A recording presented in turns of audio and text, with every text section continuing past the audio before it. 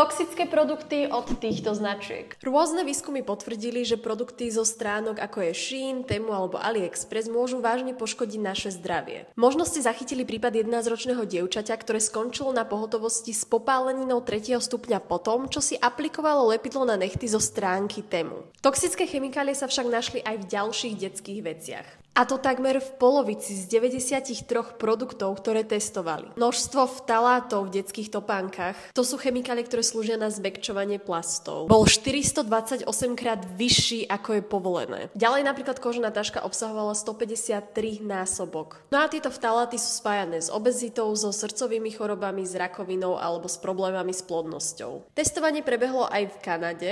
Tam testovali 38 produktov pre deti, dospelých a tehotné ženy, no a každá piata obsahovala vysoké dávky olova, chemikálií z radu PFAS alebo vtalát. Celé video môžeš dopozerať na mojom Instagrame.